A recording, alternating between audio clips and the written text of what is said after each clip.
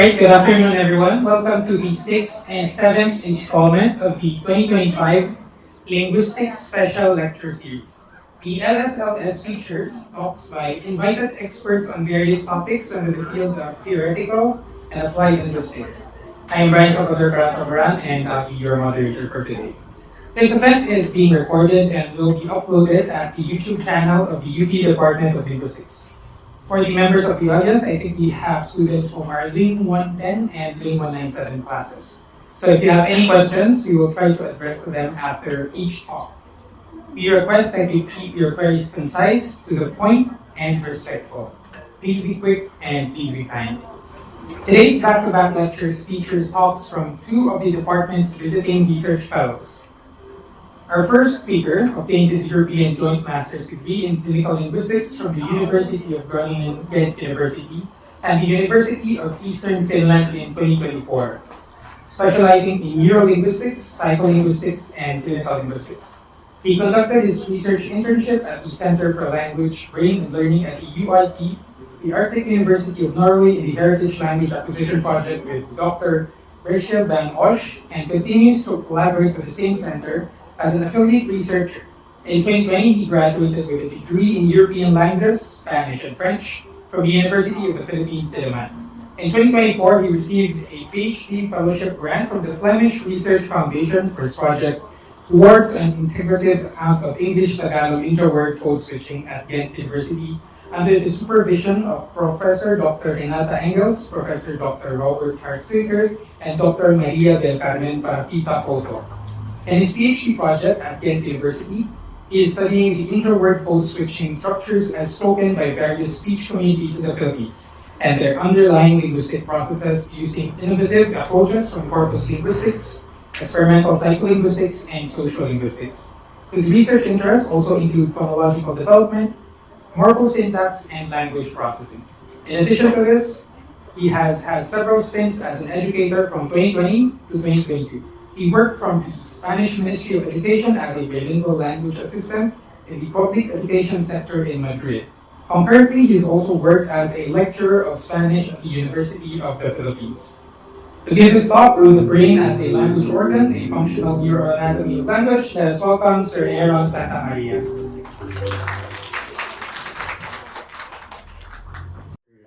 Hi everyone, it's great to see such a turnout for this talk. It's nice to see a lot of people interested in language and the brain. And why not, right? Kasi lahat tayo may utak at lahat tayo may language. So I think this is something that's quite relatable, but also what I want today is to paint a broad picture, basically painting broad strokes when it comes to the brain and the language. So what is the seat of the language in the brain, and different parts of the brain that subserve different language functions in. So think of me as a guide for this journey into the brain. So we'll see different parts of the brain. I'll give you a primer basically on the different parts of the brain and the functions that they serve. But also we'll look into the advances in neurolinguistics and psycholinguistics that made these discoveries happen. So before we begin though, I'd like to get a general feel of like what we know about the brain. So I'd like you to take your phones out and scan this QR code for quite an interactive game.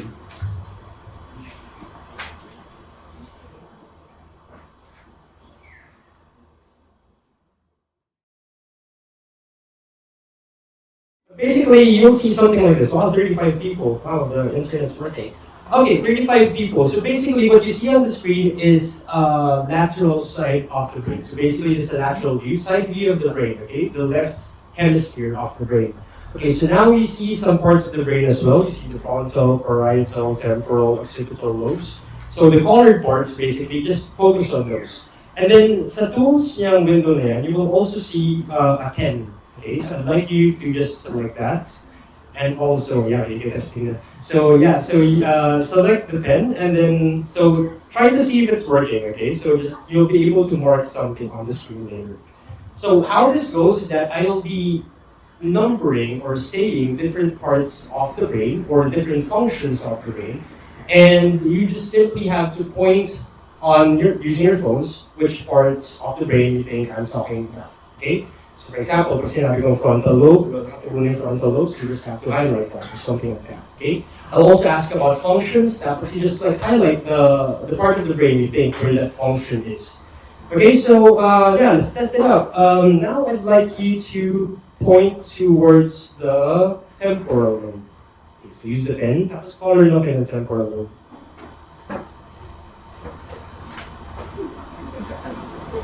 Okay.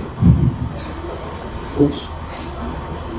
Wow. Okay, so that was just a test, everyone. Kasi nakatingin naman yung temporal lobe, okay?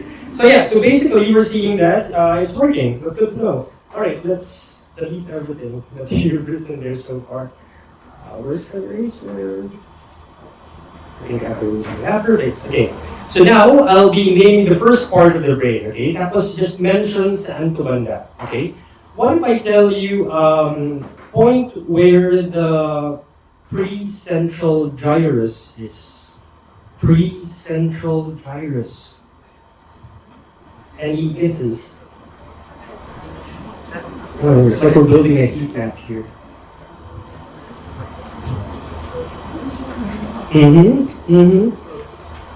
Okay. I think people are like, people have an idea, okay? Because like medyo intuitively named precentral gyrus, central part of the brain. So you're seeing it's actually, wait, let me see if I can get the blue pen. It's like this area. That's the precentral gyrus, okay? So congratulations to those who got it. Okay, now let's go towards something a bit more linguistic. You might have heard of this part of the brain. Where is the vernicus area? The vernicus area.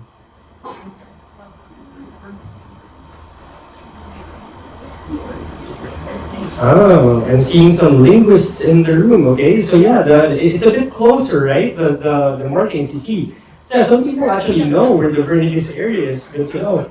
It is in the brain, of course, everything's in the brain, right? So yeah, perfect, okay, so yeah, it's right there where we're pointing it out, it's in that neighborhood, okay? So, alright, now let's go to another one. This is gonna be a function, okay? So I'll ask, where do you think is the visual part of the brain? Where do we process the things that we see? The visual cortex.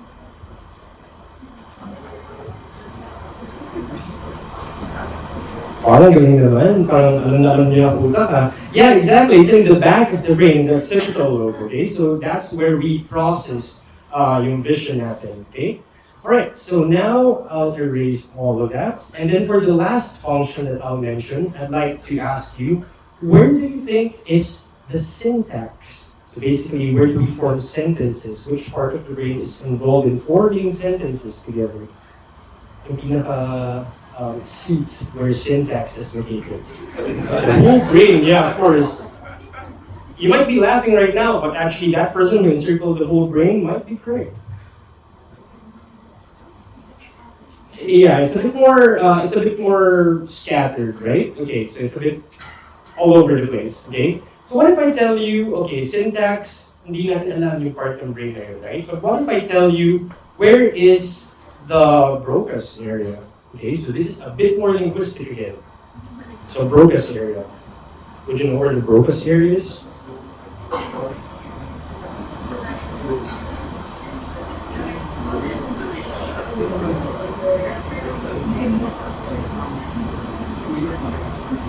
Okay, so I see that pag pinangalan natin siyang Broca's area, we actually know where the syntax part of the brain is, okay?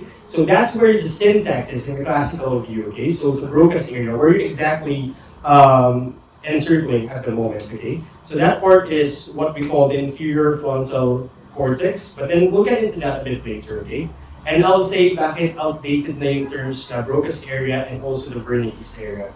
Okay, so yeah, let's get to the meat of the matter. Okay, so yeah, thanks for participating, guys. Now let's look into this because I've been saying a lot of like different names for parts of the brain. I'll tell you right now that there's a system to it, okay? So first, I'll delve into a bit of neuroanatomy so that you'll know what I'm talking about. And then I'll show you the classical view, how we view the brain and the language before. And then now what modern neurolinguistics has to say about the brain, okay? So yeah, let's go into neuroanatomy. So for neuroanatomy, first thing that you have to know are the directions and the planes in the brain, okay? So basically, I'd like you to pay attention to the sagittal part, this thing you see right here, okay? Because that's actually the side view of the brain. You'll see a lot of my slides will have this side view of the brain, specifically the left part of the brain, okay? So that part, if you go higher, it's called superior. If you go lower, it's called inferior, okay? So that's like the y-axis, superior and then inferior. Now let's go to the x-axis. The x-axis goes from like left to right, okay? So the more frontal you are, it's called anterior. The more towards the back, it's called posterior, okay? So again, recap, we have superior, inferior, anterior, and then anterior, and then posterior, okay? So far so good. Now let's add a third axis, the the z-axis. So the z-axis, imagine that your brain has it's like a half. So like the more towards the side of your head it is, it's called lateral, okay? And the more towards the center of the brain, it's called medial, okay? So these are the three axes of the brain. Again, you have the superior, inferior, you have anterior, you have posterior, you have lateral, and then you have medial, okay? So now that you know these terms, okay, let's go into another thing that I mentioned before. I said gyrus, and then you guys were like, what is gyrus? Okay, so now we're looking into the gyri and the sulci of the brain, okay? So fancy words, but they're basically Latin terms that denote the curvy parts of the brain, okay? When you think of the brain, it looks like this, okay? It's a bit curvy, we call it gyrated, okay? So because it has different gyruses. Gyrus in plural is gyri, G-Y-R-I. Okay, so these are like the mountains of the brain. They're like the humps that you see on the screen. Okay, so for example, the one that I mentioned earlier, the precentral gyrus, this one, it's like a big hump. Okay, and then the sulci, or the sulcus in singular, the sulci are the valleys. So think of the mountains, as the gyri, and the valleys as the sulci. Okay, so for example, we have the central sulcus here, and then before that, the precentral gyrus, okay, because it is before the central sulcus. Okay, so now that we have got that in mind, let's go to the second part. Okay, so the second part, I'll present the classical view of how neurolinguists thought of the brain. Okay, so this is what we call the Wernicke-Geschwind model. So in this model, basically, we think that there are two parts of the brain. One is for maybe production, one is for comprehension, or maybe the other one is for syntax, the other one is for semantics. Now we'll see how that stands the test of time, okay? But before anything else, how do we know all of this, okay? So it's blurred because this is a trigger warning, okay? So whenever you see a blurred image, if you don't want to see something gory, avert your eyes, okay? Because the next slide will be a bit gory.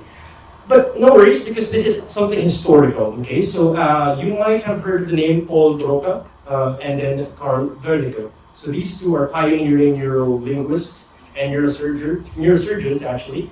In 1861, Paul Broca analyzed the brain of a specific person. How do you analyze the brain of a specific person before? Well, you wait for them to die and then you open their heads and they get their brains out, right? So this is actually a post-mortem analysis of a patient whose name is Tan. Their name is not Tan, it just so happened that the only thing that they can produce, the only thing that they can pronounce is Tan. That's the only syllable that they can produce. Tan, tan, tan, tan, tan. Okay? And I'm going to the next slide now, okay? So, in this brain, this is the exact brain of that patient, Tan. Okay? So as you can see, there's a part here that's a bit destroyed. Okay? That is the left inferior frontal gyrus. Okay? And he's having, this patient Tan was known to have language production problems. You can only say Tan. Okay? Meron din siyang agrammatism. Agrammatism is like telegraphic speech. Imagine that you're sending a telegraph, or imagine that you're sending texts to someone, but then you want to like simplify the text because it's super expensive to send texts or telegraphs. You just keep the content words. The function words are gone. So basically, if I want to say that, oh, mom, I want a glass of water. Mom, glass water. That's like telegraphic, okay? You convey the idea, but there's not really any grammar there. That's why it's called agrammatism. Okay, and then a couple of years later, the decade after actually, Carl Wernicke, a German neurosurgeon, also noticed certain parts of the brain are also affected, and then they cause certain language comprehension problems. So there are lesions in the left superior temporal gyrus. So again, your left part of the brain, that was superior of your temporal gyrus is here. Okay, so that's this part. And then apparently these patients who have lesions in this area would have nonsensical speech. Okay, so they would be fluent, they would be talking over and over again, like as if nothing's happening. But then the words that they say don't make sense. They're speaking gibberish. They're speaking syllables that don't make sense. Okay, we call this word salad because basically it's like words that are jumbled together and they don't really mean anything. Okay.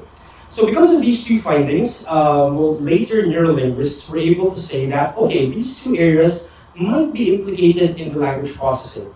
Okay, so we have here now the famous Wernicke's area and the Broca's area. Okay, and then they said that when we have to understand written word or reading something, and also understand spoken word or hearing something, there are two pathways. The first one, when you see something, it goes to the back of the brain, as you all know, and then it gets processed in the Wernicke's area. Okay, and that Wernicke's area, it's transferred to the Broca's area, so it gets understood in the Wernicke's area, and then transferred to the Broca's area through the arcuate fasciculus. So this one is like the connection between the two areas.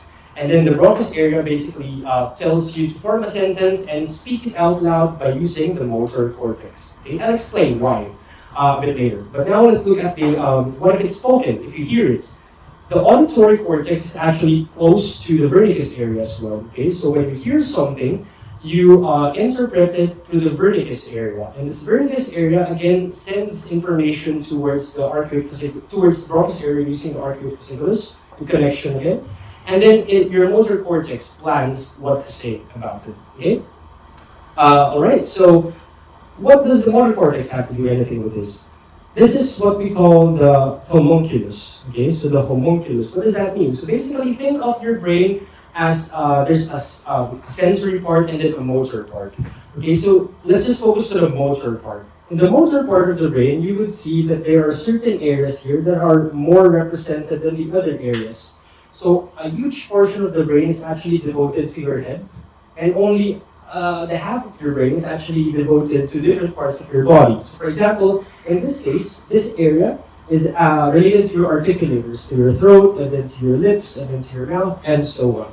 So and remember, also in that lower part of the brain, that's where you can find the Broca's area. So this Broca's area, when it's activated, when you send signals to it, the motor cortex, that part of the brain in your mouth, also gets activated. Okay, so it transfers there, and then you plan your movements of your mouth, of your tongue, of your throat, and so on. Okay. So yeah, now we have these four parts. Okay, so you have the Broca's area, which is grammar and production. And if you have problems there, you have expressive aphasia. So again, you have problems in producing speech. On the other hand, if you have this one, which is the Wernicke's area, if you have problems there or lesions there, because that is the seat of semantics, the meanings of words, and understanding the sentences, for example, you would have receptive aphasia, which means that you are saying things fluently, but you really don't make sense. Okay? And then you have the arcuate fasciculus, which is the connection between these two areas. That's for syntax and repetition.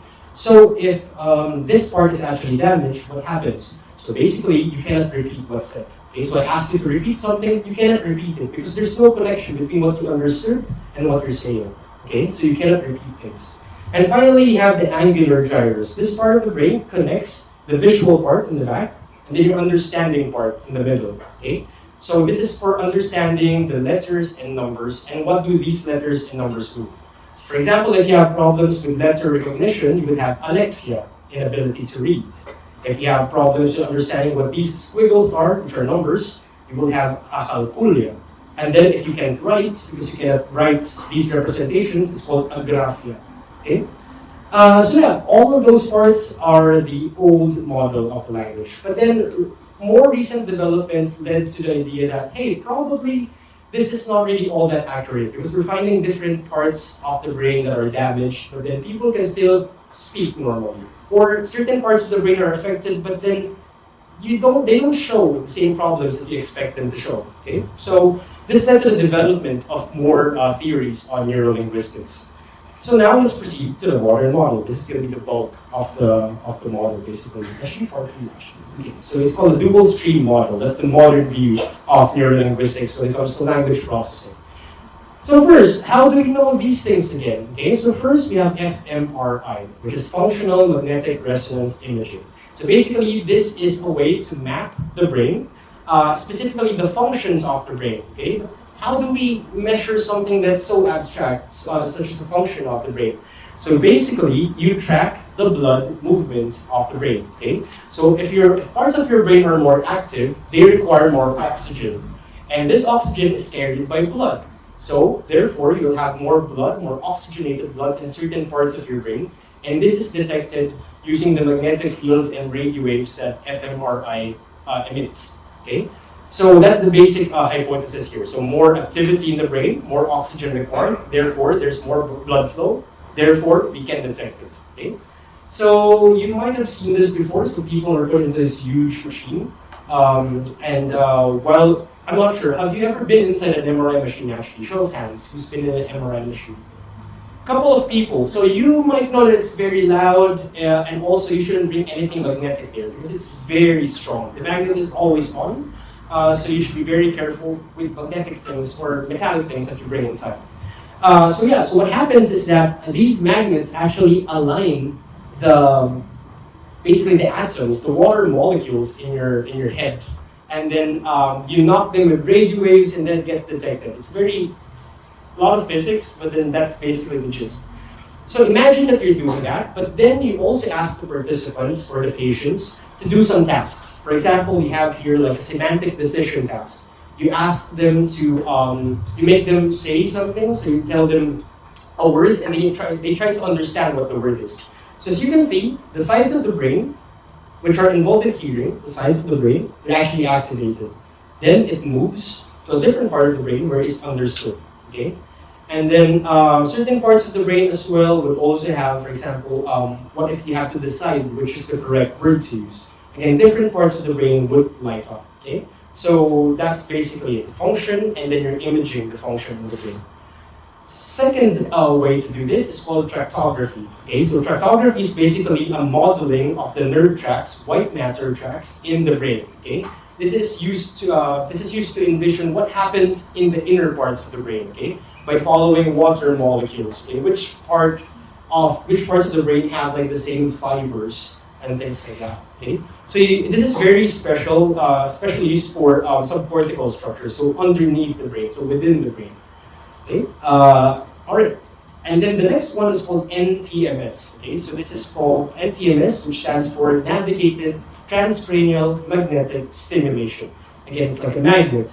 You have a coil here, which you move around the brain, and then that magnetic field basically interferes with the electric field inside your brain. As we know, our neurons communicate with each other with electric signals. Okay. So this magnetic field basically stops this. So it's very cool because sometimes you can use NTMS to actually activate certain parts of the brain. So for example, if you put it in the motor cortex, where the hand is, I can make you move your hand without you wanting to, just because I am activating the part of your brain that controls your hands. On the other hand, I can also inhibit certain nerve activity.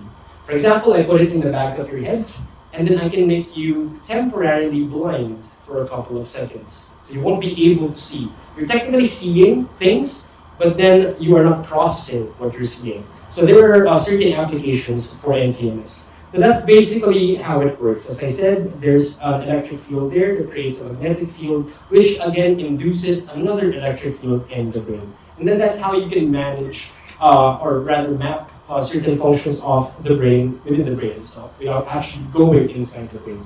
So these are rather non-invasive methods to visualize the brain. Of course, if there are non-invasive measures, there are also invasive measures. Again, another trigger warning. This is electrocorticography. To do that, you would have to expose the brain. Okay, so trigger warning again, boom. All right, so imagine that this is the brain. Okay, so you place electrodes on the brain, and then you just ask them to perform tasks. And then these electrodes would record different electrical signals that come from these functions, and then it can be analogous. You can think that, okay, this part gets activated because this person is doing a specific task, and so on. So yeah, that's electrocorticography. Its sister would be So that's what it looks like basically. So you see the electric signals in each electrode that we have there. It's numbered so that you would know which parts are implicated. But then its sister, which is a bit more invasive, even more invasive, is actually direct electrical stimulation. This is, as the name implies, you electrocute parts of the brain. Okay, so boom. All right, so you have here this thing which emits electricity, basically. So there's a positive and a negative pole there. And in the middle of that, you induce an electric current. Okay, and that electric current actually stops a specific function of the brain. It interferes with a specific function of the brain. And then you just place numbers. They're like stickers. You put stickers on the brain, basically. And you know that this number is, for example, verbs. This number is for nouns. It's a huge simplification, but it's like that. Obviously, these are hugely invasive procedures. You cannot just invite a participant and then say, hey, I want to open your head and I want to test which functions of your brain are present when you do certain tasks, okay? So of course, ethical communities would not approve of this if you just pull people and then open their heads. So basically, this happens in medical settings, okay? So this happens within intraoperative tumor resections. So basically, people with tumors, gliomas in their brains, they sign up for this, and then, while undergoing surgery, their cranium is lifted, it's open, the brain is exposed, and then we basically map certain parts of the brain. This is interesting because I am sure you've heard of people playing the violin or playing chess while they're being operated on, okay? So this actually happens, okay? So after having your skull cracked open and your brain exposed, neurosurgeons actually wake you up, okay? And while you're awake, people can talk to you, okay? That's what clinical linguists do as well, like me, okay? So we can enter the operating room, and then we can interview these people while their heads are out there in the open. Okay? So why do we do that? Okay? So basically, as you can see here, there's a tumor here, and we want to map which parts of the brain are healthy and which parts of the brain are not healthy. Okay, so imagine that I, a linguist, ask them, okay, I want you to recite the numbers or count the numbers from like 1 to 10. And then the neurosurgeon or the staff would be electrocuting certain parts of the brain. If the electric field basically does not interfere with counting like 1, 2, 3, 4, and so on, it means that that part is actually a tumor. You don't need that part of your brain, you can cut it out, okay? But then if you put it in certain parts of the brain and then you're counting 1, 2, you can say 3, for example, because I'm putting electricity. It means that that's actually a healthy part of the brain, and you don't cut it out, okay? So that's basically a guide for neurosurgeons to be able to remove tumors as well. So it's like a win-win situation, don't quote me on that, for both the patient and also for science, okay? So yeah, now that we know these methods, what did we find out using these, okay? We have created a dual stream model. Basically, it's all very fancy, but what we understand now is that there are 2 ways of processing in the brain. Top processing, which is in the dorsal stream, so that's above, and then ventral stream, which is in the bottom, okay?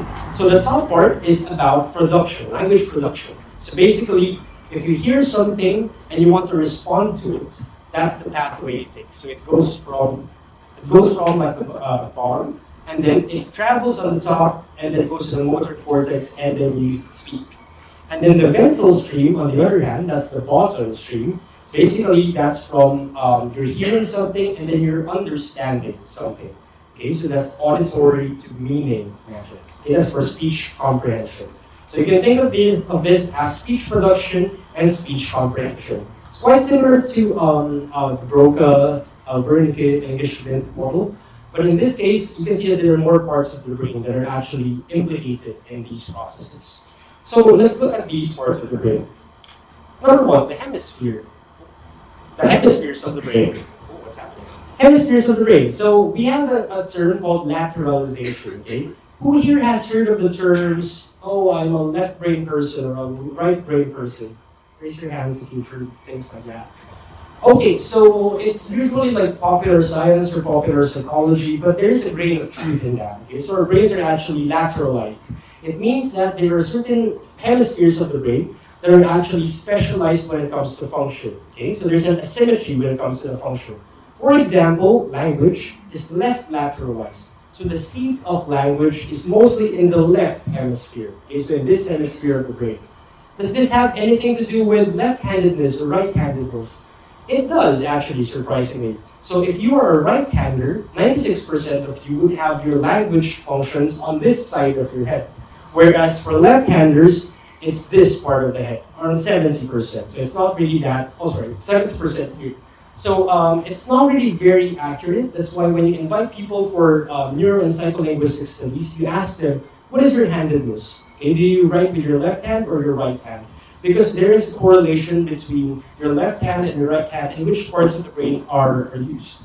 You might be wondering, okay, why are right-hander populations using the left part of the brain? It's because they're actually crossing, okay? So the left side of your body is processed by the right side side of your body is processed by the left side of the brain. So it crosses at some point, okay?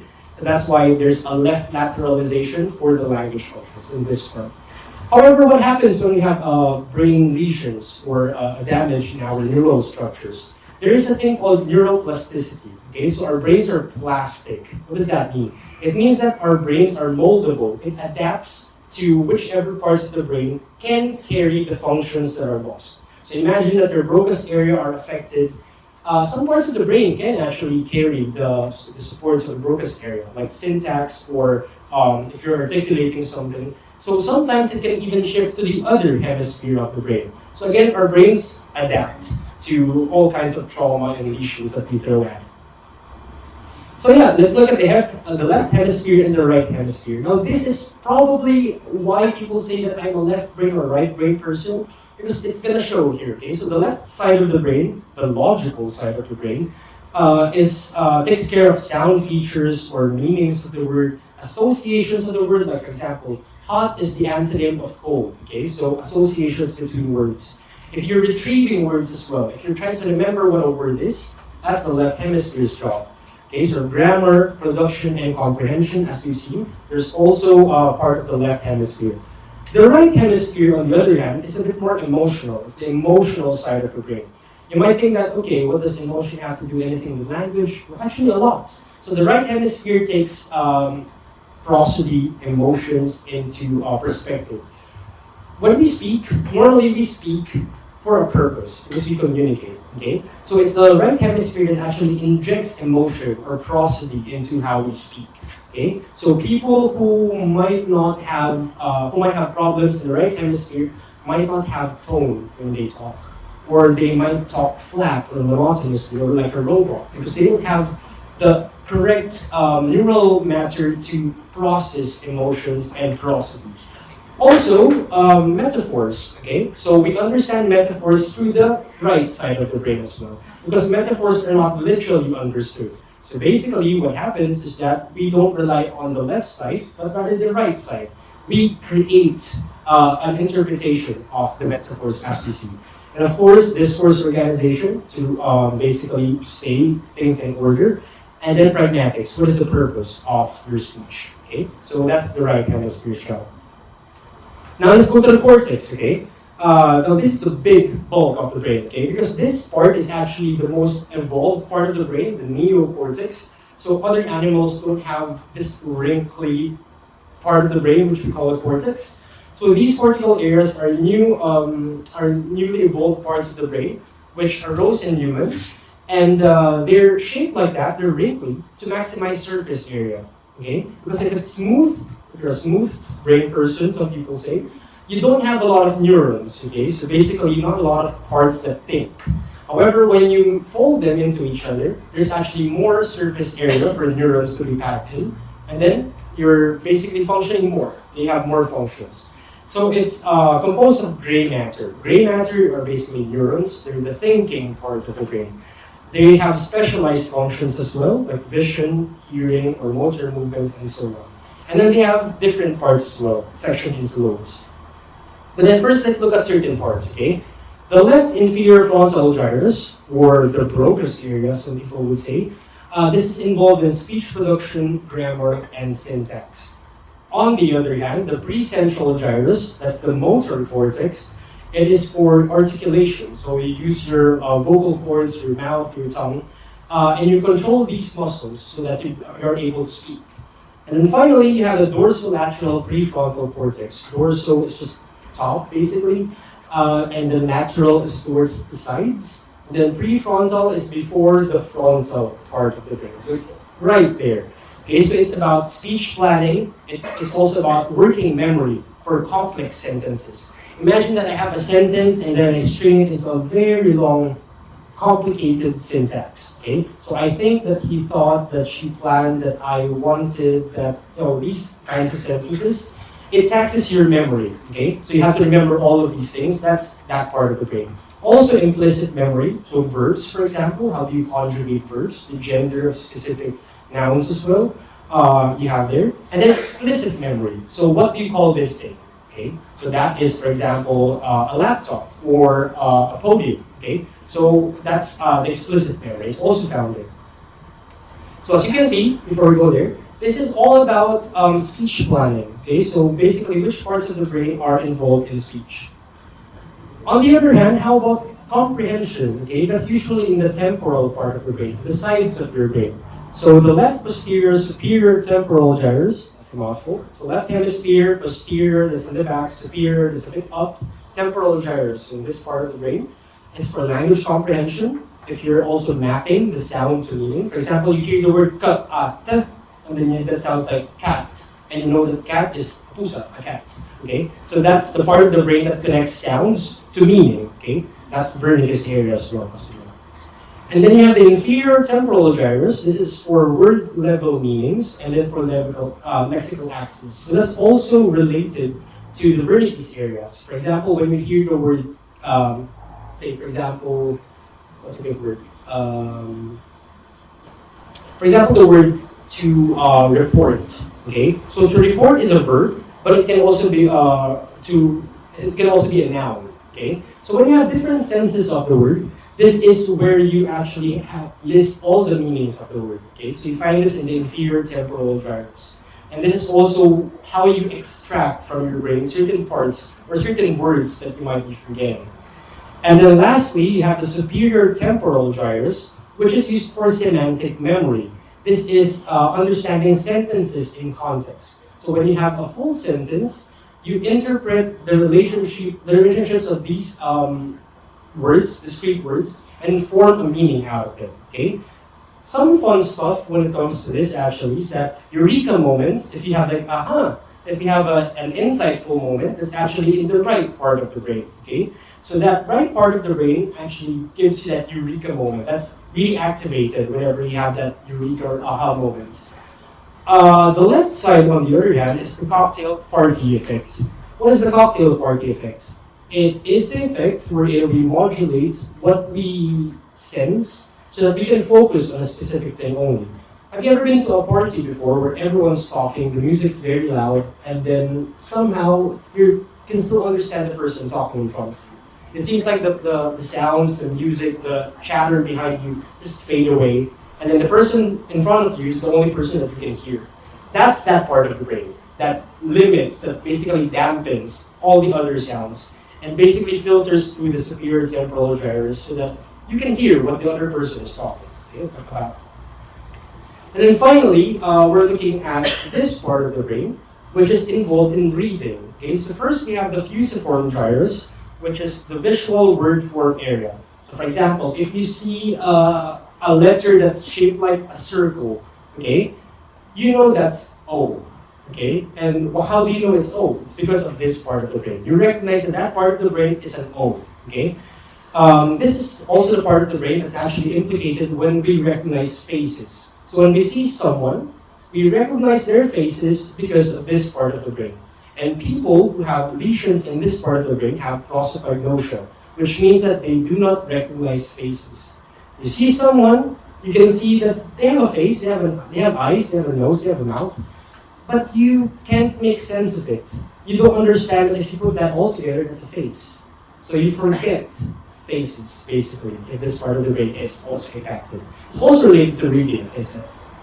And then you have the angular gyrus, which is, again, like I mentioned earlier, for reading and writing, and also number to word processing. So for example, if you see a stick-like thing there, you know that's number 1. And it's number 1, you know that, because of this part of the brain. You interpret that that stick-like thing there is the number 1, okay? And then finally, you have the supramarginal gyrus, okay? So that's sound to word mapping. So you have a sound, again, the k, t, and then you know that that's a cat, okay? And then it's basically up for the part of the brain, it's in the center, it combines everything together. So what you hear, what you see. So this part of the brain actually is also implicated in, for example, lip reading. So when you are looking at someone, and then you see the movements of their lips, or maybe their body language as well, it informs you on what you hear as well, and then you're able to process language better. That was a lot. That's a lot of like cortical structures. Now let's go to the subcortex. This is very fast. It's the inner brain, okay? So it's underneath the cortex. And this part of the brain subserves all of these functions of the cortex. This is more primitive.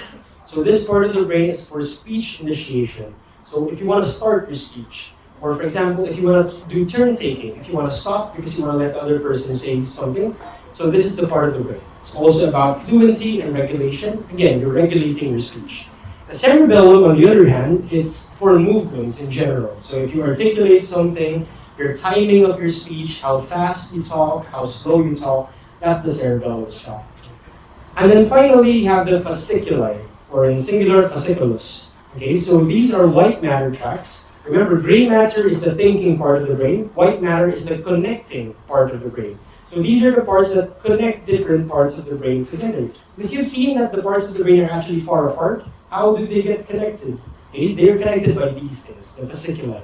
So they relay the information between different parts of the brain. So, for example, in this case, you have language-related fasciculi here. I won't go into them anymore. But then you can see that, for example, acoustic encoding. If you hear something and you want to repeat it, for example, the blue part that you see here. Visual encoding, you see something and then you want to say what you see, that's the red part there. Lexical encoding, you have a thought in mind and you want to blurt it out, that's the yellow part there. And as you can see, all of them terminate here, the motor cortex, because that's the part that helps you speak, okay? So I think that's about it. That's everything that the brain has to offer when it comes to languages. However, that's a very short picture, a very broad picture, a very narrow and not that deep picture that I painted of the brain. I'd like to end this talk by this quote from the famous sci-fi author who basically birthed cyberpunk, that genre, William Gibson. And he said that language is to the mind more than light is to the eye. Humans apparently are different from beasts because of language. A lot of people claim that. And perhaps it's because of our brain, maybe we evolved to speak, we evolved to communicate, and that language is the reason why we have a brain, or the other way around. Thank you so much.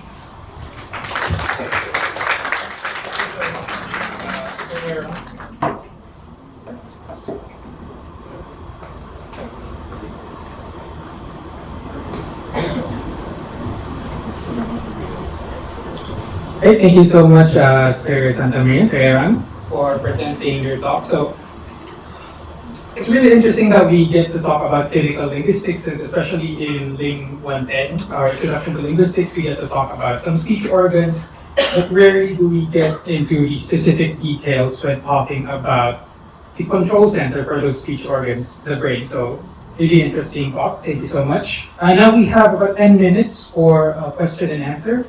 So if anyone has any questions, just raise your hands. Yes, over here. Can you start with your name and affiliation? Patricia po, I'm a PP student.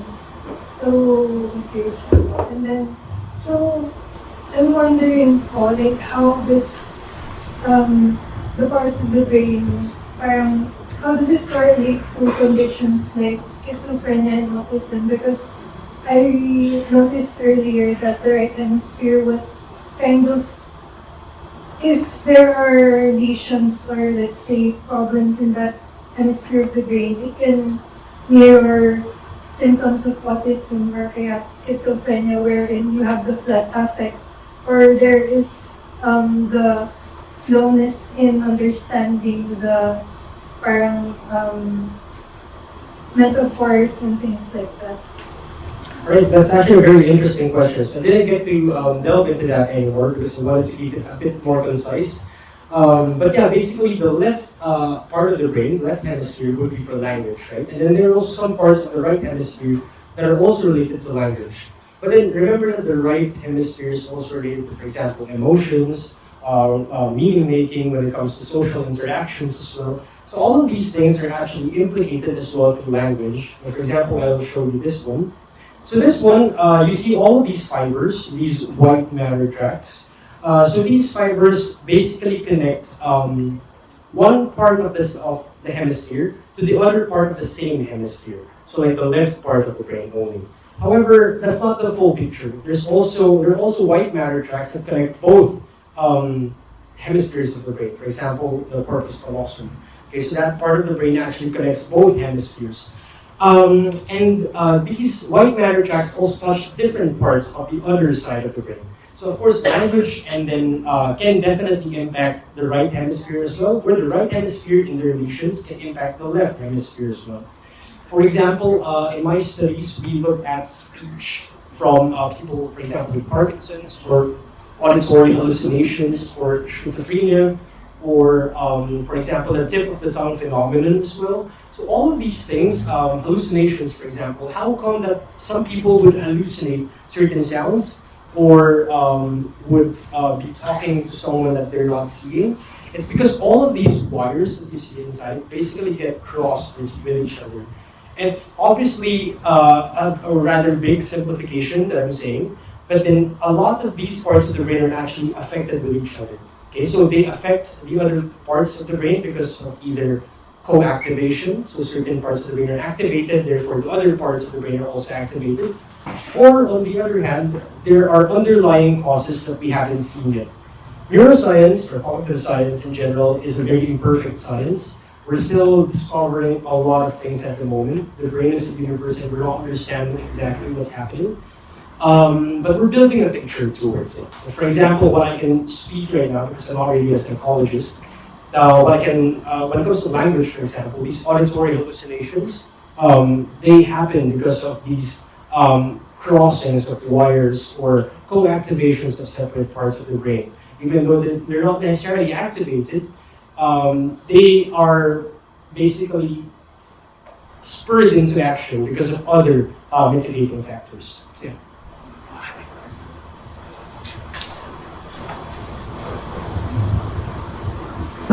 Hello po. My name is Niall and I'm a linguistics student po. I was wondering if there have ever been experiments or like at least documentations of like the brain chemistry or activity as somebody is learning like a foreign language or some other language they don't know. Yeah, definitely. There have been studies when it comes to this. For example, when you're learning languages, people might have an inkling, for example, that they are more predisposed to learning a foreign language versus other people, for example. So there are different theories to that. For example, there's the critical period hypothesis that people with specific brain features. Brain features. For example, if you're a bit young, your brain is a bit more plastic. It's a bit more moldable. So your brain's not that set yet. So apparently because of that, you can acquire the phonemes, the sounds of the language first, and then later on, it's easier for you to extract the grammar of the language. So there's that. Also, there are neurotransmitters involved in learning languages. I didn't really focus on neurotransmitters, but more just the cortical areas. But neurotransmitters definitely play a role because they basically carry messages from one nerve cell to another, right? Because they have gaps, and then you have neurotransmitters that do that. There are studies when it comes to that. However, evidence are, basically I would say that the body of evidence is a bit tenuous at the moment. There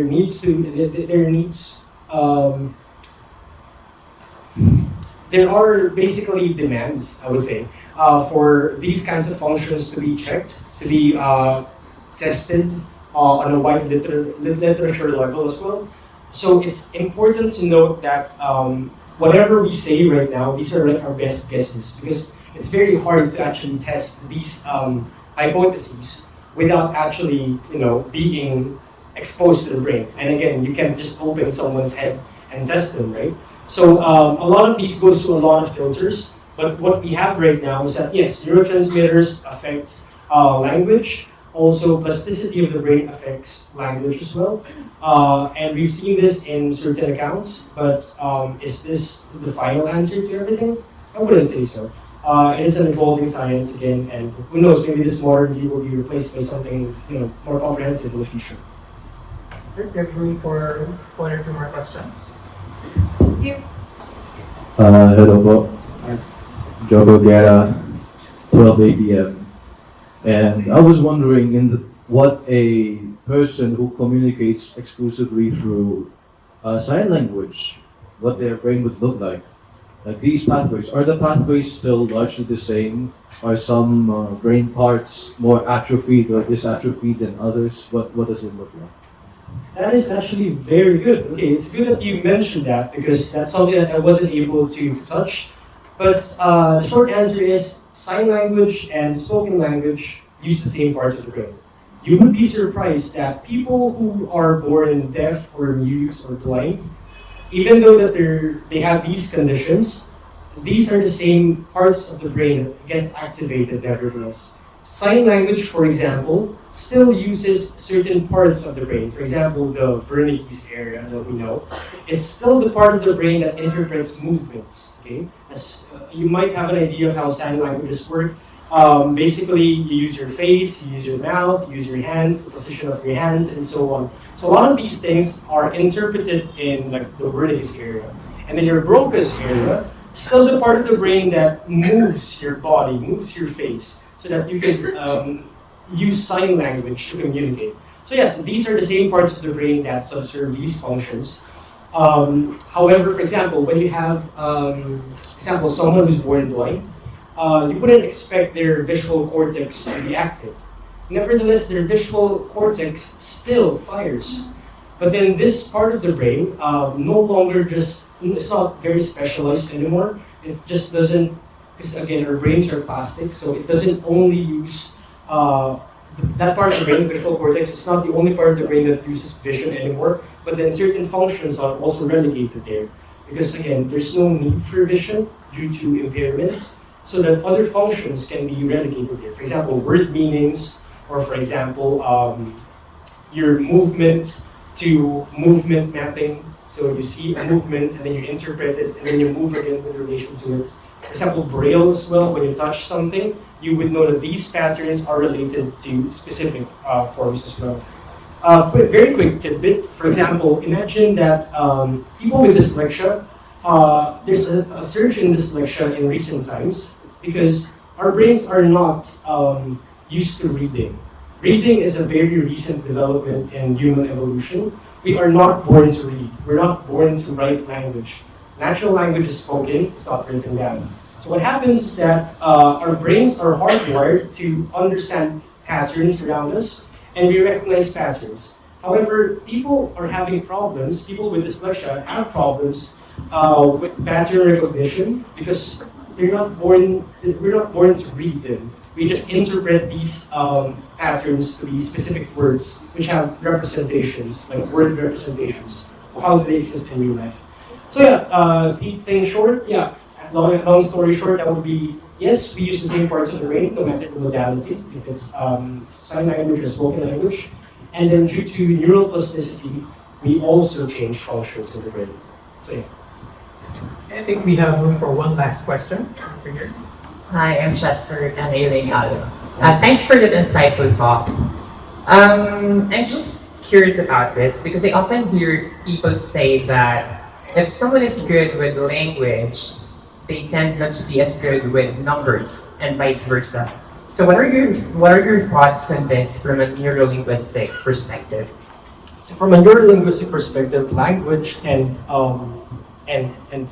numbers, mathematics, for example, they would definitely use the same parts of the brain, right? So for example, pattern recognition, you would know that this form would be this specific number, this specific letter, or for example, certain operations. For example, multiplication, it means that you just repeat something multiple times for this amount of times.